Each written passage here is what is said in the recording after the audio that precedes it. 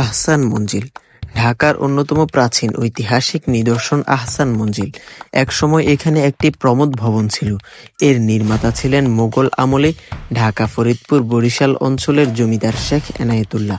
তার মৃত্যুর পর তার পুত্র মতিউল্লাহ এই ভবন ফরাসি বণিকদের কাছে বিক্রি করে। তারা এটাকে বাণিজ্য কুটির হিসাবে ব্যবহার করত। এই ভিডিও সম্পূর্ণ দেখলে আপনি জানতে পারবেন আহসান মঞ্জিলের সম্পূর্ণ হিস্ট্রি এবং আহসান মঞ্জিলে আপনি কিভাবে যাবেন, কোথা থেকে যাবেন, আহসান মঞ্জিলের টিকিট মূল্য কত টাকা এবং আহসান মঞ্জিলে যে 23টি নিদর্শন রয়েছে প্রত্যেকটি নিদর্শনের video. So watch full videos without skipping and enjoy. আমি আর আমার মামাতো ভাই চললাম ঐতিহাসিক আহসান মঞ্জিল দেখার উদ্দেশ্যে। আমরা খিলগাঁও থেকে টেম্পোতে উঠবো, দেন আমরা রাস্তায় এসে হাজির, কিন্তু কোনো টেম্পো খালি পাচ্ছি না। যতগুলো টেম্পো আসছে সবগুলোর মধ্যে মানুষ ভর্তি, ইভেন রাস্তায় অনেক জ্যাম। সো অনেকক্ষণ অপেক্ষা করার পর আমরা ভাবলাম হেঁটে একটু সামনে যাওয়া যাক, দেন সামনে থেকেই দেখি গাড়ি পাওয়া যায় কিনা। সো আমরা অনেকক্ষণ যাবৎ হাঁটতে লাগলাম এবং কোনো গাড়ি আমরা পাইতেছি না। 20 মিনিট ধরে হাঁটতেছি, কোনো লেগুনা পাইতেছি না। দেখেন পুরো ঢাকা শহর আজকে এমন জ্যাম।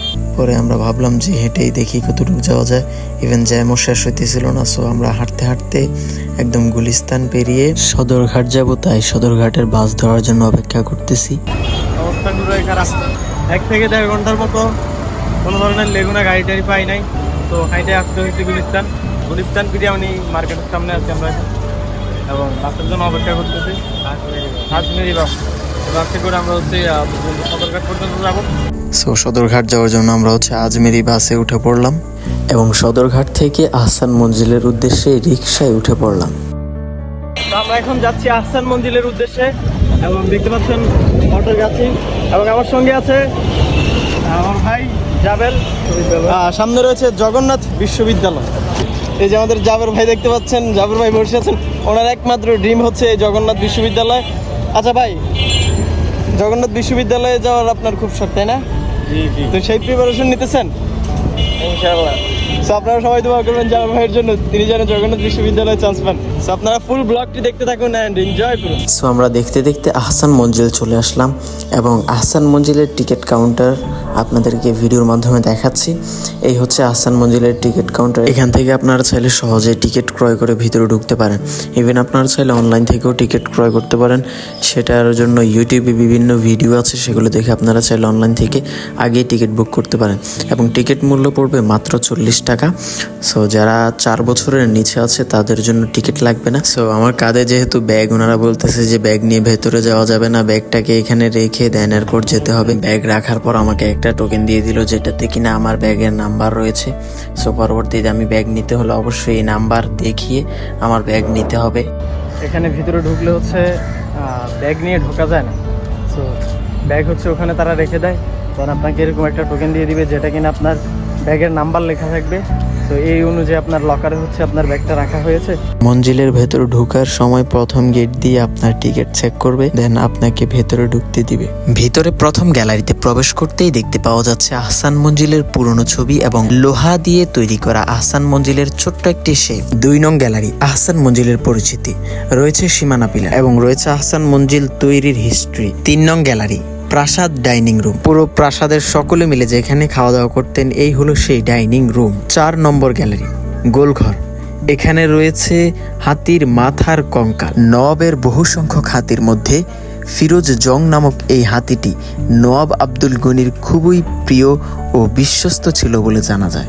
নাম্বার 5 সিঁড়িঘর, নওয়াব সলিমুল্লাহর আমলে এই সিঁড়ি দিয়ে তারা মূলত দোতলায় প্রবেশ করতেন এবং এই সিঁড়ি দিয়ে বর্তমানে হাঁটা নিষেধ এবং দেয়ালে দেখতে পাচ্ছেন রয়েছে অসংখ্য যুদ্ধের হাতিয়ার। 6 নম্বর গ্যালারি আহসানুল্লাহ মেমোরিয়াল হাসপাতাল, এখানে রয়েছে বিভিন্ন প্রকার ডাক্তারি যন্ত্রপাতি।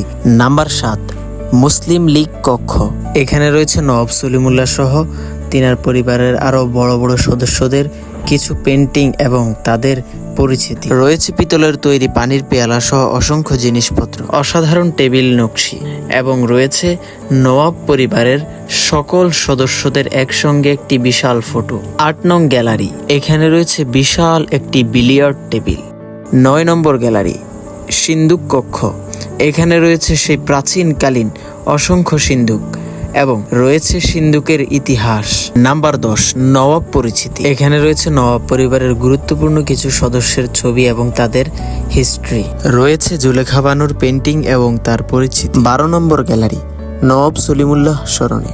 নবাব সলিমুল্লাহর ব্যবহৃত তলোয়ার এবং তার জীবনের উল্লেখযোগ্য কিছু ঘটনা রয়েছে এবং রয়েছে নবাব সলিমুল্লাহর চোখে দেওয়া সুরমাদানি এবং রয়েছে তার চেয়ার এবং রয়েছে আরো অসংখ্য জিনিসপত্র। 13 নম্বর গ্যালারি, এখানে রয়েছে হাতির দাঁত দিয়ে তৈরি বিভিন্ন জিনিসপত্র। জগদীশ চন্দ্র বসু, হাসন রাজা সহ আরো অসংখ্য গণ্যমান্য লোকের ছবি রয়েছে। দোতলার বারান্দায় রয়েছে ছাদে ওঠার জন্য কাঠের তৈরি অসাধারণ সিঁড়ি। নাম্বার 16, লাইব্রেরি কক্ষ।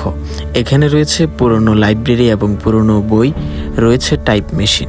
নাম্বার 18, নবাবদের অবদান ঢাকায় পানির জলের ব্যবস্থা। Number 19, state bedroom.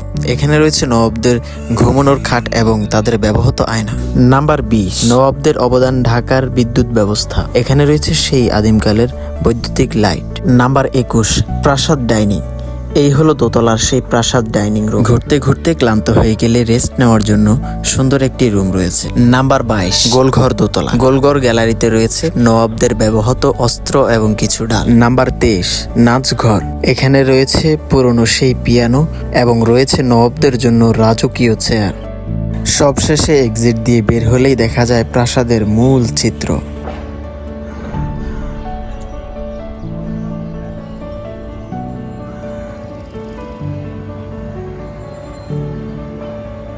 আজকের ভিডিও ছিল এ পর্যন্তই। দেখা হচ্ছে পরবর্তী নতুন কোনো ভিডিওতে। ভিডিওটি আপনাদের কাছে কেমন লেগেছে অবশ্যই কমেন্ট করতে ভুলবেন না। আর চ্যানেলে নতুন হলে অবশ্যই চ্যানেলটি ফলো এবং সাবস্ক্রাইব করে রাখুন। ধন্যবাদ।